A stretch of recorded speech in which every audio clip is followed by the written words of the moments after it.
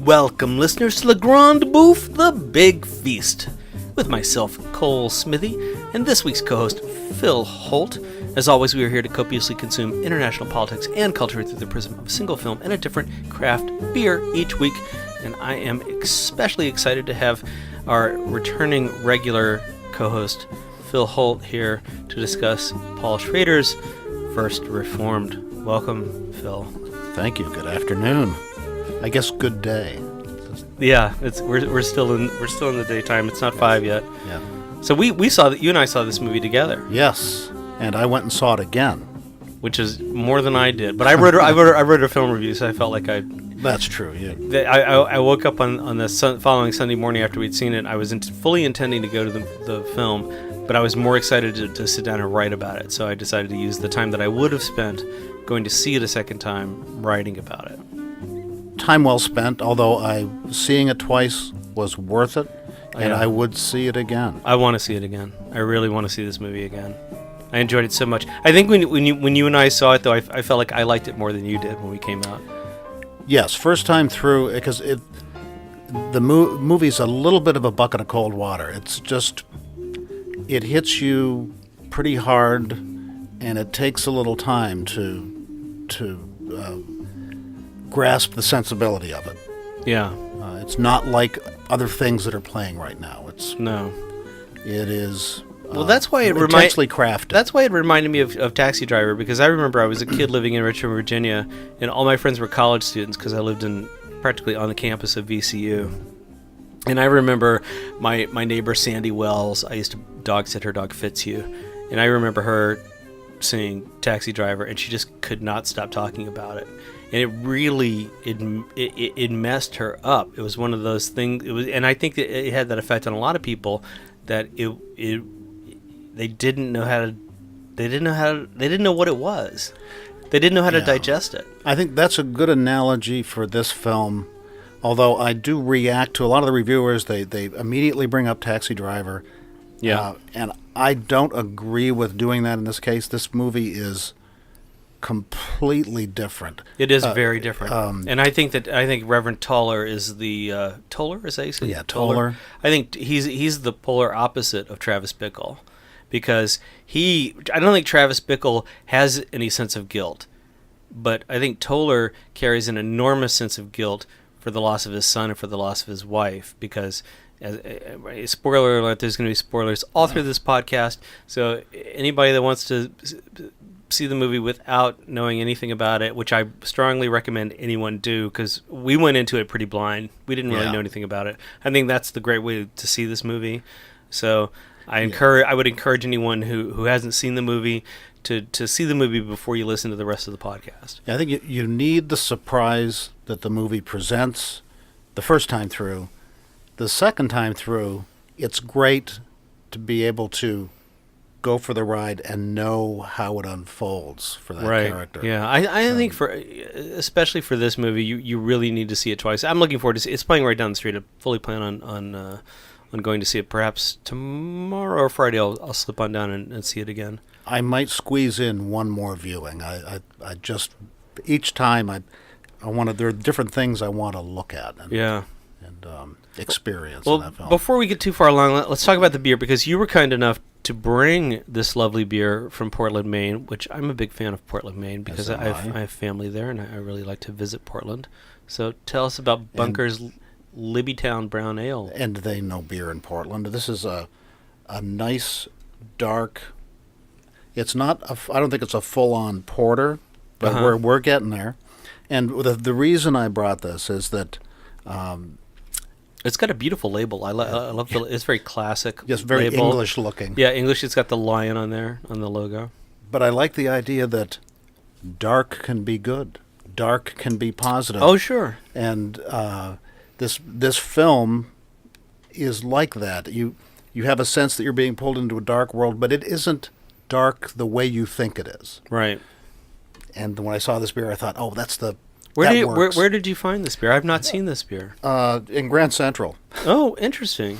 There's a little beer shop in Grand Central that carries all manner of Arcana. Oh, great. And imports. Usually Nice. Usually grotesquely overpriced, but you can only get some of these things there, so it's All right. worth the premium. From Bunker Brewing Company, it's a 6% ABV, which is very nice. And so before we get into the movie, because obviously there's a lot to unpack about First Reformed, but I wanted to keep up with you because you've been on the podcast twice before. The first time we talked about a Wim Wenders movie. Yeah. And the second time was the Texas Chainsaw Massacre. We went from Wings of Desire to Texas Chainsaw Massacre. Texas, is that a word? Texas Chainsaw Massacre to First Reformed. There's got to be some strange connection there. It's because we have Catholic tastes. Ah, That universality. Mm-hmm. So you've been involved with RADA, which is the Royal Academy of Dramatic Arts. Actually, Patsy has. My wife has. Okay. My So involvement is I know a lot of people there, Yeah. and I've worked with actors from there. Okay. I love their training. Yeah. We're going for a play for the Peregrine, the play that's going up in London this summer. We're doing auditions this week. But wait a minute, didn't you write that? I did. Okay, so you are involved with RADA. I will be, because at least a couple of the actors in the play will probably be RADA alumni. There you go. And among our filtering criteria, and now the whole world's going to know this, for the auditions is trained voices. Right. And I'm sorry, you need to go to a school like RADA to learn get your voice trained. Voice and diction. Voice and diction. Because if you're going to be doing this every night on stage, you got to have a voice that's trained for that kind of work. I can't have some film star whose voice is shot after 3 days. Right. You got to know how to use your voice. And that's why I love the RADA folks, because they train people to say the words in a way that you can hear and understand. Speak the speech I pray you. Yes, and they don't drop their lines. They don't drop the ends of their What lines. happened to Kenneth Branagh? What happened to him in Dunkirk? He's mumbling his way through Dunkirk, and he was a RADA alumni. I'll blame the director for that. Okay. I'll take that. Yeah. Because he knows the drill. Of course he does. Of course, in Wallander, he does a lot of mumbling on that too. So I see. Well, all right, we should cheers and Yes. have a taste of this fine Bunker's Brown Ale. Bunker's Libbytown Brown Ale. I believe it delivers. That is yummy. That is really yummy. Dark is good. Smoky, a little chocolatey. I like it. It's really yummy. It's a good beer. One of the appeals was this was not one. A lot of these beers, especially these craft beers now, they're adulterated. They're always putting stuff in them. Yeah. I don't like the juicy ones. All of these hazy beer, this whole hazy phase fad thing. Or dumping in maple syrup and coffee. Yeah, well, I don't want my beer to look like juice. No.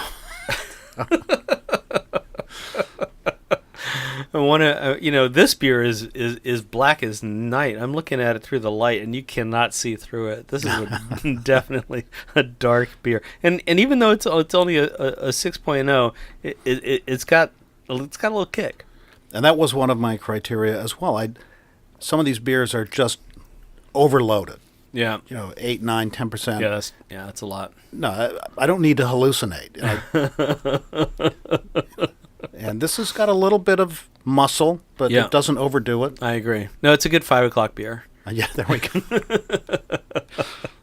I'm personally a fan of the one and done beers, but this is something special, and I love the fact that it's from Portland. I knew nothing of Bunker Brewing from Portland, and now we do. All right, so let's dig into this thing. I think you're moving to New York from New Mexico, and in the process of that, you're going to be going back and forth to London because you've got your wife Patsy she's going to be teaching over there, and I've got this play going on, and your play, The Peregrine, which is Werner Herzog references that. Yeah, actually, book. He references a book that I read back in the process of writing this. That's great. In part, just to really get into the mind of the bird. What does that have to do with the play? Well, then I would encourage you at the end of August to visit the Stockwell Playhouse in London. There you go. And see the play There you to go. understand how that connects to a couple of characters struggling with That's friendship. the Stockwell Playhouse at the end of August. How long is the run? This is going to be a week-long showcase, Do you know the dates? starting on the 27th of August to the 2nd of September. There you go. So there'll be at least 7 performances. I know that we have people in London who listen to the podcast, so Good, I then. encourage any of our Le Grand Bouffe listeners to see the play and send us in to the podcast. Give us some thoughts. Give us your opinions. We love that stuff. Yes, and or get in touch, and so we can look for you there. Absolutely, for sure. So you and I went to see this movie together Yes. at the Lowe's 86th Street Cinema, and it was a pretty full house. I was surprised at how full the house was. Including the little kids. I was really shocked that this Latino family had brought their 8 children, and I told you at the beginning, they're in for a treat. This is not a movie you take your 10-year-olds to. No. But they stayed there through the whole thing. They only pulled their cell phone out once, which I suppose is a bargain in this day and age. Yeah, I'm wondering what some of the images in those kids' heads. I'm wondering what the night was after that. My dad took me to see The Exorcist when I was 12, and it was probably, pretty pushing it. But these kids were 8 and 10. I think it's a little much. I don't know, but who knows? Maybe they know something I don't. And who knows? In this day and age, maybe that's the right thing.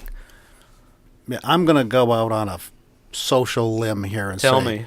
don't bring your children to this movie. This is very much a film of adult sensibilities. Oh, it is. The struggles of the characters are not things children will understand or relate to. Yeah. It might frustrate or frighten them how people deal with their problems in this movie. So don't bring your kids. Just let them wait till they're 18. Wait till they've had a few struggles of their own. No, I think 14's a fine age. I think 14's okay. I think 14's all right. A savvy 14 maybe. Yeah, I think 14's probably okay.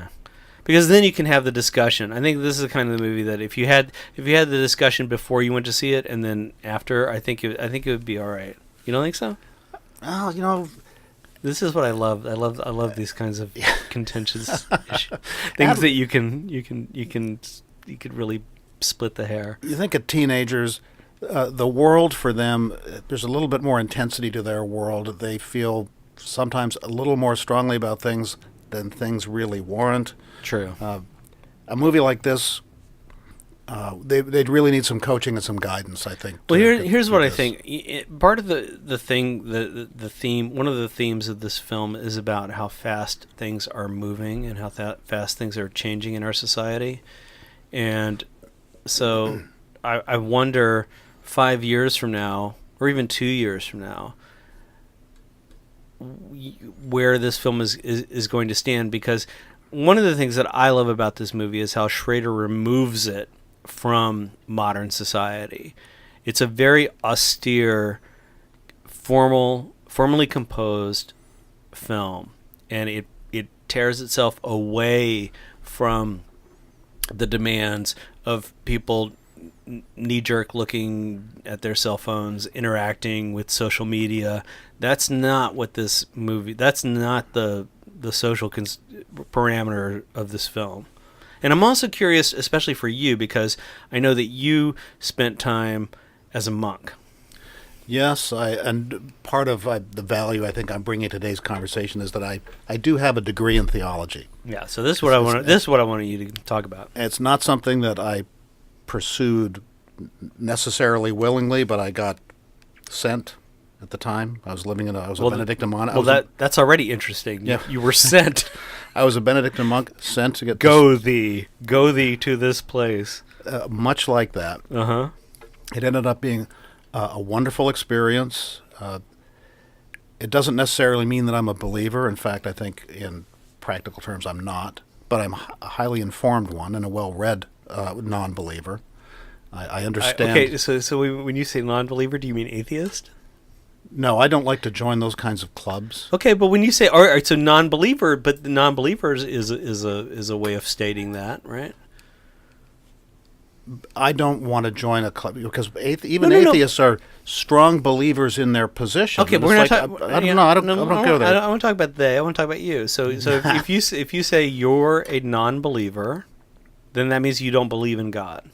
I think belief in general is an unhelpful thing. Okay, I like that. I think it's an unhelpful thing. Good.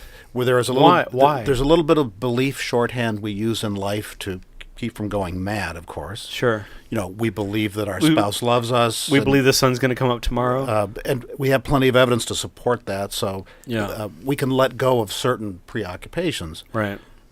But there's a real risk that you can end up on a slippery slope and start adding things to that list that don't belong there. Okay. That really don't belong there. Like what? Is there a power in the universe that has influence over the outcomes in my life? Right. But now we're back into the world of superstition and tribalism. At least to non-acting is what I think. What you're describing to me leads to a very passive existence, where people think that if they wait and they hope and they pray, that something will change. And my experience has been that if you don't get off your ass and ask for the thing that it is that you want, and why would you expect somebody to know what you want if you didn't tell them what you want? That's ridiculous. And I feel like a lot of Western society is about people having this entitled expectation of, I deserve this, so I should have this. But have you worked for it? And by work, I mean, have you addressed it? Because if you don't address it in a practical way, in a formal way, also formal, and that's one thing that I really like about this movie is I feel like Paul Schrader approaches the film and his subjects in such a respectful manner. And I think that this is what I'm talking about when I say formal compositions. Obviously, we're not talking Stanley Kubrick here, where everything is centered, or Paul Thomas, or not. Who's the other director? Not Paul Thomas Anderson, the other guy. Anyway, people who insist on having everything exactly in the middle of the frame. Although we do experience a lot of that in this movie, it's the way that he approaches all of his subjects, and his visual vernacular is in this very precise, defined, uncluttered, respectful manner. Yes. I think in terms of going back to the belief or non-belief, virtually all our unhappiness, in fact, virtually all the unhappiness in the world, is preceded by two words: I want. Or expectation, if you wanted to get it to one word. You could make that an umbrella word, but the idea that my desire, and my desire flows out of my selfish wiring, of course, and the sense that I might deserve something. Right. We become very jealously attached to our ideas and our desires, and those things ultimately do lead us very much astray, I think.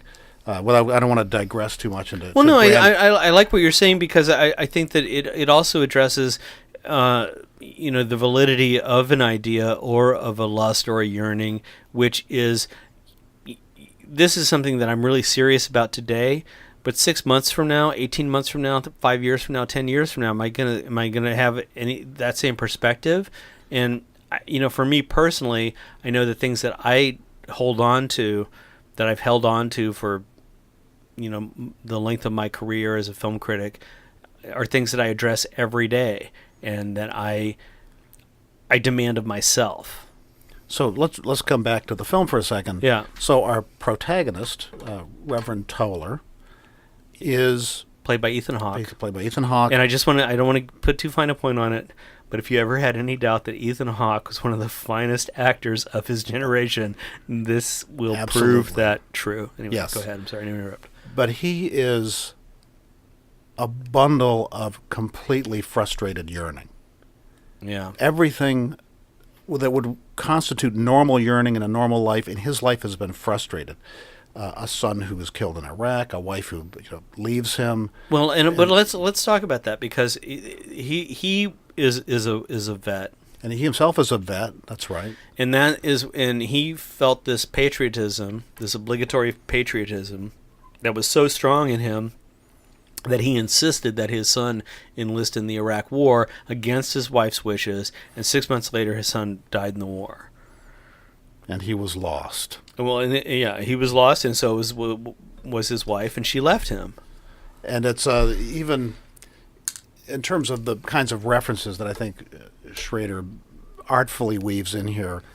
The idea, remember the words from the song, "I once was lost, but now I'm found." But our Reverend stops at lost. I was lost, period. That's it. And for him, it gets worse. Okay, well, let's talk about that, because his transition in life is that he lost his son, and then he lost his wife, and then he was really hung out to dry. And he found his new salvation in the form of this church. And it's a big church. Yeah, it's a corporate church. Is it Episcopal?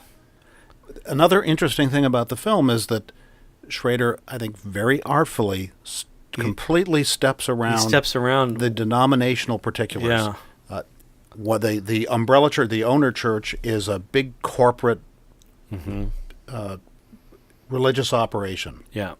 With a charismatic, trained businessman pastor, with covered parking and Starbucks in the lobby and the whole deal. They're making money. I wanted to talk about, because you brought up the singing part, and I really love how they contrast where the choir, the church choir, the big church choir is rehearsing, and Toller comes in on the rehearsal, and it's all about being washed in the blood of the Lamb, which is about as radical an idea. Being washed in blood is in itself, that imagery is very intense. And then we see later, we see a chorus singing at the site of a toxic dump. Right. And they're singing an activist song. A Neil Young song, yeah. Which is redeeming, and which is about hope and about respect for the earth. Right? With a backdrop. The backdrop is an earth that's getting no respect at all. Yeah. Yes. So I think it's great how Schrader uses music in the movie. He really digs deep into his pockets of tricks to give you these things, and he does it in such a subtle way that you need to go back and see it again so that you can really comprehend it and digest it. Yeah, and ironically, the only blood in the movie, the only real blood, there's blood in his urine. Right. And there's blood in his stool, which he admits to the doctor. Right. And there people in the church are singing about them being washed in the blood of the Lamb, but meanwhile, our protagonist is pissing and shitting blood. Right, and there's also the blood of the suicide. Right. Yeah, so three incidents of blood. And we can add one more at the ending. Right. So there's 4. That's right. There's 4. Yeah. And we'll hold back on that little ending detail so that Great. we can entice people along in the conversation here. I like it. Yeah. One of the things about this, I want to really defend Paul Schrader's sensibility here. A lot of critics, they're all trying to tease out deeper meaning, and to me, and you've heard me say this, deeper meaning is the domain of bad writers and artists. The greatest writers and artists put it right there on the canvas. It's right there on the page. They present it, and I think Schrader really does that in this film. It's a fully lucid presentation of this protagonist, his struggle, his despair. It's filled with a sensibility. Schrader has a sensibility, but don't mix up the sensibility with symbolism and. Well, I mean, in my review, you read my review, where I quoted Thomas Wolfe, because I feel like Thomas Wolfe is in the imagery of God's lonely man, this existential crisis or conflict or dilemma that Thomas Wolfe described so beautifully in his essay. Did you ever read that essay, by the way? I probably have. God's Living Man. Yes. It's a beautiful essay. You can look. There's a PDF of it on Google if you dig it up. And I feel like because of Schrader's Calvinist upbringings, that's always been his touchstone. And so when I look at this movie, and I think that's what people get sidetracked about the Taxi Driver connection, is because he's following this Thomas Wolfe. I don't know what you would call it. It's a way of expressing this human dilemma of loneliness that we all experience, and it's through that personal demand that he puts Reverend Toller. And as much as Reverend Toller seems like he's this self-destructive person, he's searching. Right. He's a searcher, and that's the impetus. And he's caught between these two radicalizing forces, and one is the truth of love, of human love, which in this, the way Schrader phrases it or shows it in this, depicts it in this film, is this really dangerous intimacy that Reverend Toller experiences with Amanda Seyfried's character, pregnant character, and so there's two instances of intimacy in this film, and it's a very ethereal way that he shows this, that he depicts this experience, and so in the first time that it happens, you really feel that pull between the two polarities. Because in the midst of this intimacy, Toller is also experiencing the destruction of the planet. Well, he's a man of contradictions. He's filled with contradictions. He's one big walking contradiction. Yeah. And he even says that to Michael. Yeah. Michael, by the way, Monsana is their last name, Latin for apple. Right. It's interesting. Huh. Okay. That's Amanda Seyfried's husband, by the way, who plays. He talks about being able to hold contradictory ideas at the same time, right? That characterizes his whole existence. He is one big pile of contradictions. So he's overseeing this. He's the reverend for this little church, this little First Reformed. They call it the souvenir shop because it's really not much more than a landmark that people visit and buy a hat or a T-shirt. And so there's very few people that come to hear his sermons. And I think he's a little shocked when Amanda Seyfried has a request. She shows up and she has an honest request, and he's really taken aback, I think, at that point to realize that, oh, there's something for me to do. But he even tells her, no. She says, "I'd like you to speak to my husband." He says, if you want to talk to somebody, you really need to go over to Abundant Life because they've got trained counselors. They've got a whole thing there you can. Right. And she says, "No, I think we need to talk to you." But he rises to the occasion, and he goes and he sits with this very troubled individual, and he embraces it. He really embraces the challenge. He steps up to the plate. He feels like he has what it takes, but he doesn't. He doesn't. He doesn't, but he does. Yeah. It's that. Yeah. When I second time through, I watched that conversation between him and Michael. Right. The Amanda Seyfried's husband, who ultimately ends up. Well, we won't tell anymore. Yes, heading in a different direction. Yeah. So. That conversation is just brilliantly empathetic and clear. Yeah. And I think much more powerful second time through than the first time through, and I realized, he's really keen on this guy, on what his issues are, and he's bringing out some of his own experience. And we also get some of that voiceover narration during the conversation, right? Yes, he comes back to a little bit of voiceover while they're talking. Yeah, which is really interesting. I mean, we talked, I think before we started recording, we were talking about the use of voiceover and how it's something that certainly McKee He hates it. hates voiceover, any voiceover narration, show don't tell. But Schrader very artfully uses it, and especially during that scene, because I think it's important that during that scene that you understand where he's at. First time through, I'm not a fan of voiceover. I find it in general to be lazy storytelling. And the first time I saw it, because of my native antipathy to this, I was reacting, thinking, "Come on, what are we doing this for?"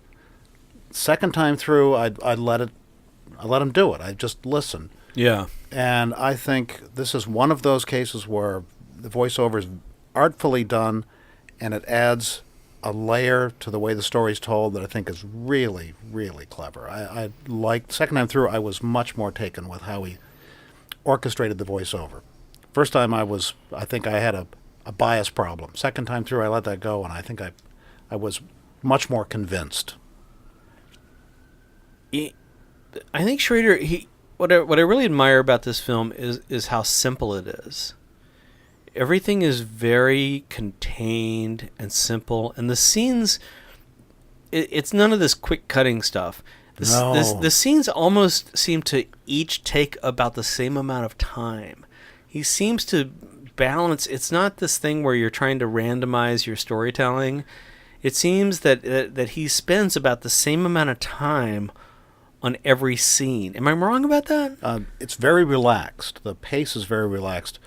Typically, most modern screenplays, the scenes are run about 2 pages, 2 minutes max.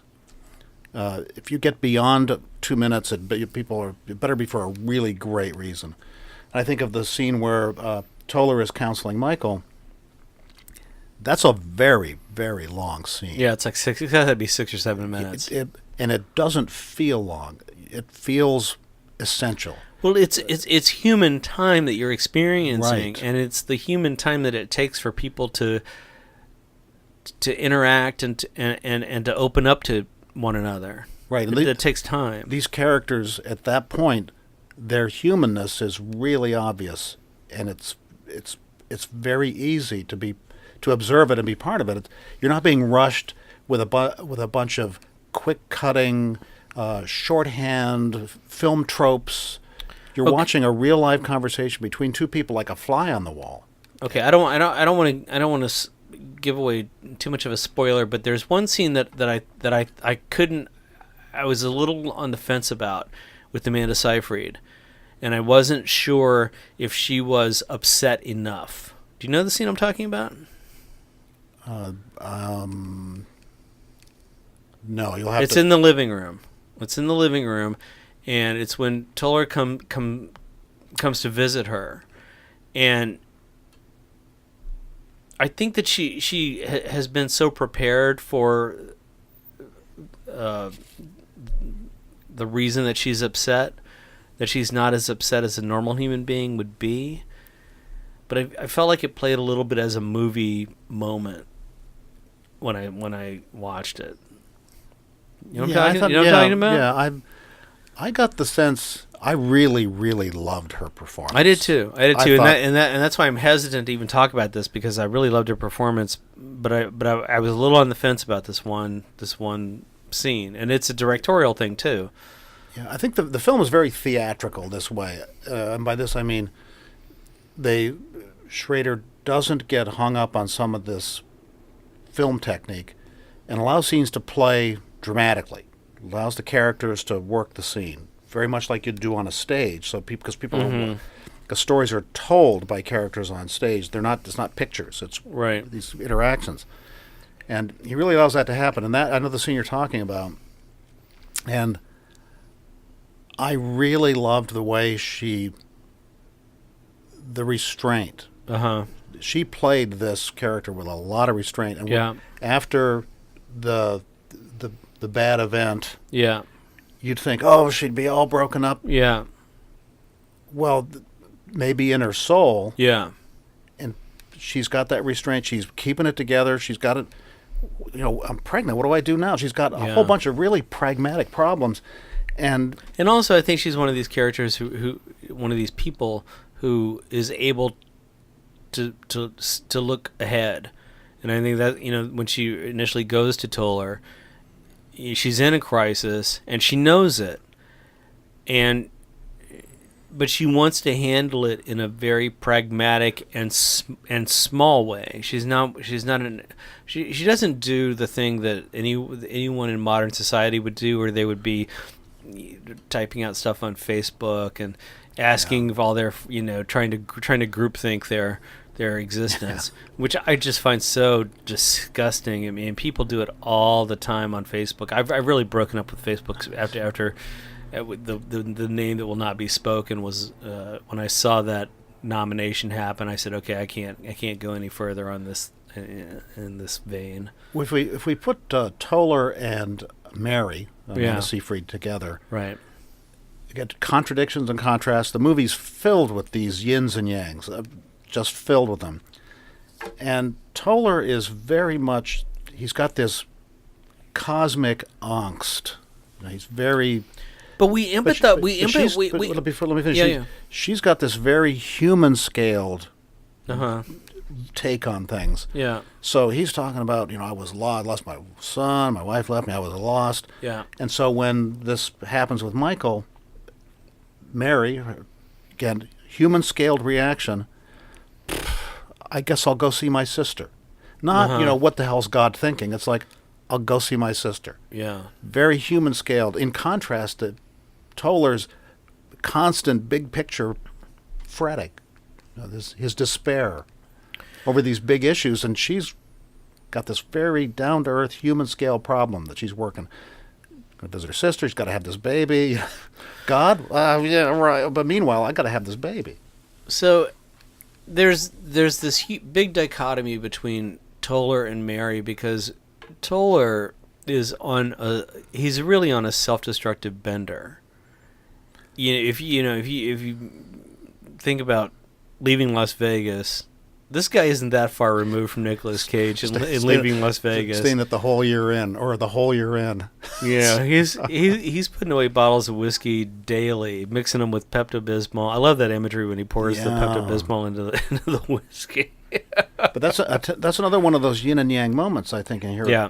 The idea that he's practically killing himself with the whiskey, but he's got cancer. So he's being killed, too, by something outside his control.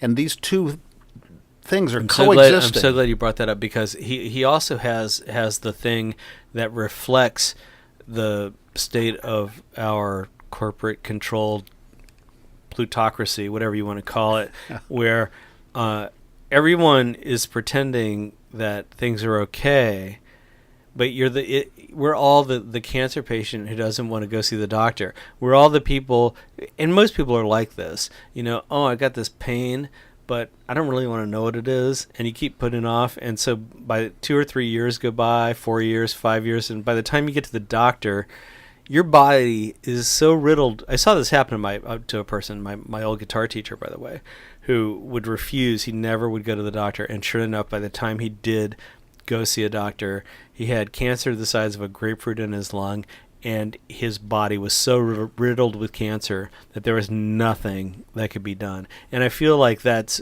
part of this movie. That's one of the imagery points in this film, is how Toller he knows that he's in his physical being is in a terrible state, but he can't help but try and drown it out with alcohol, make it worse. He's just in such denial, and the only way to support that denial is to drown it out even more with alcohol. But he does go to the doctor, and he knows, he answers the questions honestly. He's not deceptive about what's going on in his body. He goes to the doctor, and the doctor asks him pointed questions about whether there's blood in his stool, does he have a cough, and Toller answers honestly, gives him the answers honestly, and then the doctor schedules a test, and Toller says, I'll go get the test. He knows the score.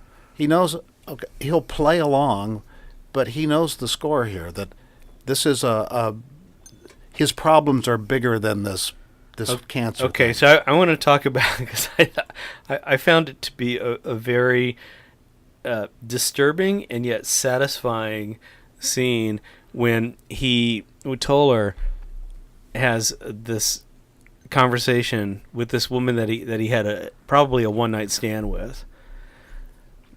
He had a relationship of some kind. But a short-lived relationship of some Yes. kind.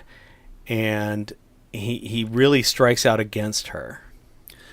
Which is interesting because he lashes out at her throughout I don't get the sense from what I see on the screen that she's somebody that would be bad for him.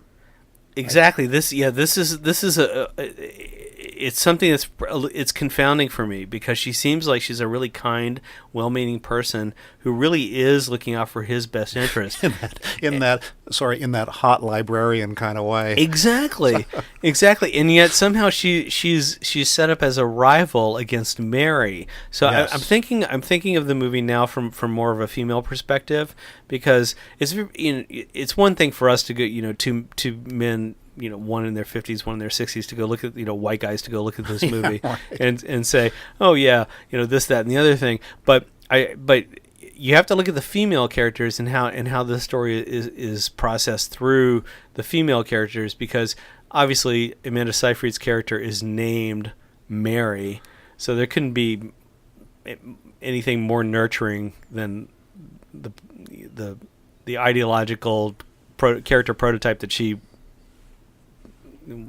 possesses or maintains. Or yeah, I think the other woman is named Esther. I think her name is Esther. And her confrontation with him, the way that love is described in their interactions, is very practical. You need somebody to take care of you. Right. Is something she says to him. Right. Whereas Mary, that idea never comes up. She's much more ethereal about those things. I like the way the scene unfolds where they're together in the empty room. The magical realism scene. Which by the way, I hate magical realism. I'm not a fan of that kind of thing. Yeah. And this is one of those one in a million cases Yeah. where it works so well. The film grabs you and uses that to take you to how it's speaking. It's finally saying, listen to how we're speaking. Right. This is what I experienced, and I think it's something that people, hopefully, if you have an open mind, you'll experience it rather than critique it when while you're watching it. Is that it's that ethereal experience of intimacy where you really leave your body, where your thoughts and your body move into this universal state that is completely other than listening to the news or listening to the baseball game or any of that stuff. This is more about the magic of intimacy. Yeah, and where it allows your psychology to expand. Yeah, that sense of oneness, one with the other, one with the planet, and wonder. Yes, it's like it's a drug. It's very similar to if you took a big bong hit. I think in this case maybe a little better, but yeah, probably a lot better. Floating through space with Amanda Seyfried. Seeing the world as the world is. That would be hard to get to with a bong head, I think. Yeah. You'd probably need some AR. Yeah. But the scene is beautifully done. It really is. I think it communicates a lot without being didactic or preachy. In fact, the whole movie, I think I give the movie a lot of credit. I don't think there is a preachy moment in the whole movie. Well, it does touch on themes. Yeah. But at no point it never skirts any issues. Right. He's not afraid to address anything. Exactly. He addresses everything head on. So I'm curious, when you went to see the movie a second time, did you go by yourself? Yeah. Interesting. So what do you think your wife would think of this movie? I think she'd love the performances. There are a couple of moments, the moment in the woods, which I won't elaborate. Right. That is a scene that is horrifying. Yeah, very, very much so. What's interesting about it in the context of the film is Toller arrives at this moment of horror in the movie, and nothing changes. His affect doesn't really change. He doesn't get more upset. It's just more of the same in his world. Mm-hmm. This is. It's almost like he looks on this situation and says, "Well, okay, This is a given. this is a given." This world we're living in, this despair that I carry. This is just one more manifestation of this world of despair in which I live. And from the audience point of view, looking at the screen, it is a truly horrifying moment, and Schrader does not at all blanch or pull back. This is so vivid and realistic. It's you should be horrified, and I think part of what he does is when in this horrifying moment you're horrified, and you're looking at the protagonist, Reverend Toller, and his horror is not with that situation. To me, that scene resonates most with the diner scene. Yeah. I don't know why, but when I watched the film, I felt like those two scenes resonated against each other, because there's a scene where Toller meets with his boss, who's played by once known as Cedric the Entertainer. Now Cedric Keyes, I think. Kylie, is that his name? I don't know. I can't remember his last name. Google it. Anyway, yeah. I always think of him, Cedric, as the Entertainer. I do too. And then, of course, who, by the way, he turns in an excellent performance. Perfect. Really, yeah. You'd think, well, Cedric the Entertainer, he's a comedian. What's he going to do? Yeah. He turns in as good a performance as you'll see anybody in a film. So well cast. Really, really well. Yeah, done. Schrader really hit the nail on the head with everybody, and of course, who's the corporate head? What's the corporation called? BALQ, BALQ, I think. Which you can play anagram games with that. Black. But you see, but you feel the oppression, because they're sitting in a diner. Right. In a booth, and they've got and Toller is cornered in the corner of this very austere, everything's shiny metal surfaces, and the corporate head, who's in league, of course, with the head honcho of the church. Yeah, it's the union of church and corporation, and Toller is cornered in that position where. In that metaphorical and literal position where Amanda Seyfried's husband is also cornered, but in a psychological trap that is linked, or it is fed and supported by the internet.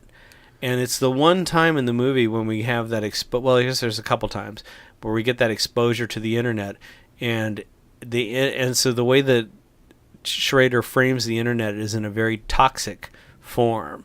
The two times that we get that is that the internet is this very at least in the way that it's being absorbed in this context, is very toxic. And there's a great moment. I love that diner scene. It's so oppressive, very Mammoth in some ways. We've got the characters squished together in a booth. And it's great. It's great for Toller because we really see his anger. We really see his seething rage. But and Hawk plays that scene so beautifully. And BALQ, the corporate, the polluter. Yeah. He's beautifully directed in this scene.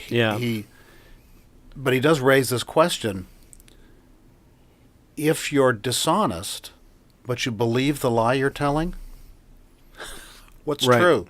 Right. And that's his position. He believes the lies that he tells. There's a certain amount of power in that. Certainly more power in that than the power of honesty that Ethan Hawke tries to bring to the conversation, and he ends up in that corner with that look on his face. It's unforgettable. Yeah, this film really is. Ethan Hawke, I think, delivers a masterclass in this film. He's so incredibly good. It's really something. I remember when I lived in Richmond, Virginia, and I was a kid, and I lived practically on the campus of VCU. I lived on Grace Street, 1124 West Grace, and between Lombardy and Ryland. And the next street over was Broad Street, and that's like the main street through town. And there was a Sears and Roebuck, and then a block over was the ghetto. Mm-hmm. Everything north of Broad Street was the ghetto. And so I would always go to this Sears and Roebuck store, and I was pals with a couple of ghetto kids. One of my best friends was this kid Tyrone, and so I was hip to what was going on at Sears, and kids would go in and walk out with a television. They would just go in, pick up a television, and walk right out the front door. And I asked Tyrone about it, and he said, yeah, well, if you're bad enough to do it, then that's what you get. And I just thought, wow, it was it really blew my mind at the time, because I just thought, and it's funny how that really speaks to like corporate mentality, which is that, no one believes that you're badass enough to do something like that. And if you can get away with it, why shouldn't you? And I think that that's part of what's going on in this movie, is that we've come to this point in society where corporations, they budget for the lawsuits. Yeah. So their mentality is, we'll take everything that the loopholes will give us, because no one really would think that we would actually take that much. And then, so what if you get caught? I'll quote actually one of my own characters here, who says at one point, evil people really aren't all that bad. They just think everybody else is stupid. Right. And they're right. And therein is Bulk, the polluter character in this film. Yeah. He is in many ways an evil character, but that's not how he sees it. He just sees everybody else as stupid. They don't get it. He even says it to Toller. Maybe you should. You were counseling that guy. Maybe you should go look at yourself. Sure. Which is a true statement, but it skirts the issue of what he's doing. It's an interesting tactic, because you see how he's able to look at this person in their context and put them in that position and say, it's your fault. Yeah. It's such an oversimplification, but because he's a reverend, and then so you get this great perspective on society where, admittedly, there was a time once when perhaps I had an experience with LSD or mushrooms, I can't remember which, where I went back to the spark that began all of the universe, and all I had to do was decide whether the universe would exist or not. And I was a benevolent God, so I said okay. And so that's why we're all here. So you all have me to thank for our existence. But along that journey, I had this perspective of, so he wants to be the mailman, and this other person is going to pretend to be the doctor. And so I had this perspective on society. It was a very unique perspective on society, where people choose their professions in order to exert whatever skullduggery they have in the back of their minds. Yeah. Mm-hmm. Maybe that says more about me than it does about the movie. Yeah. Well, you save that for that's sort of a couch topic. I think that's a. But but it's the same thing, because this is something that the corporate guy sees. He understands the limits of people's occupations. He knows their place. He knows that your place. You're a playwright, so why don't you go write a play? You're a priest. Well, you didn't really do so well with this, so maybe you better go back to the drawing board with your thing, because your thing is small. It's all about perception and containment. Where you stay in your lane. This is what I'm talking about. It's like being in your lane, no matter what that is. But if you're a corporate demigod, then you get to do whatever. Because your thing is, as a CEO, you're already you're set free. You can rule. Yeah, I think Schrader really tore a page out of Shakespeare with this as well. The film is Shakespeare's big on yins and yangs. Everything's going to be mirrored. If you've got an evil character, they're going to be mirrored some other. Shakespeare loves mirrors everywhere. Things are mirrored, and Schrader does this in this film. It's filled with these characters who are bundles of contradiction. And for example, our polluter, the corporate character, he's ambiguous. He's contradictory. You don't get the luxury of hating him for what he is, because he makes a good argument. It turns out later he's got a wife, he's got a family. He donates to good causes. He's an ambiguous character, like everybody else in the movie. You don't get the chance to have a villain in this movie, which I think is really important. I think you do, though, have a villain in this movie, and I think the villain in this movie is as much us as it is the companies that create plastic. You know the story about the guy who invented styrofoam? He's an Ohio guy. And my pal knew his son.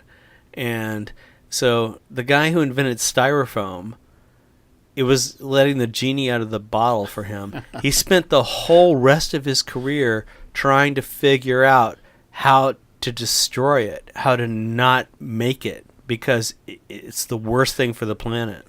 Actions have consequences, and people often recognize this. And in this film, all these tensions are always pulling. If there were a villain, I'd say despair, the pit of despair, plunging in despair, and not allowing the contradictions that presents to play. That's a villain. In other words, we have the hero. The hero is love in this movie. Ultimately, it's love that saves our protagonist, I think. I think and I don't want to give away the ending, but I think the ending is it is the perfect kind of tropey. I mean, it's beautifully done. It's elegant. It's smart, and it's when the movie trope, when the boy kisses the girl, the film's over. Well, we get to that point. There's so much more going on, but still, at that point, there's no more to talk about. Right. We've said it. Yeah, we've done what we came here to do. Time for the credits. Yeah. Yeah. Well, on that note, well, thank you so much for coming on Le Grande Bouffe, the Big Feast, to discuss this. I know, quick hour. Yeah. Well, this movie it's rich, and I would.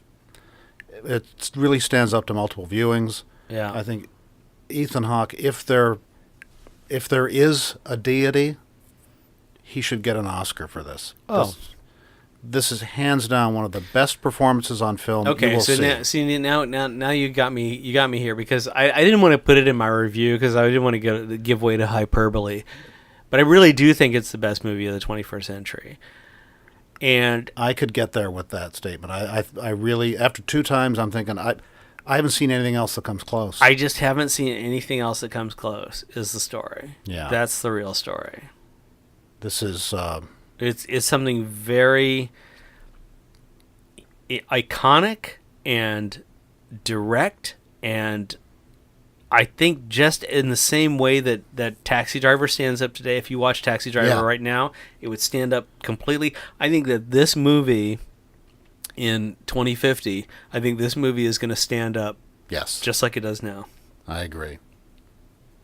There we are. We agree. I know. We agree. Yeah, no. Okay. And we agreed over Bunker's Libbytown Brown Ale from Portland, Maine. How could you not? Of Bunker Brewing Company. Delightful.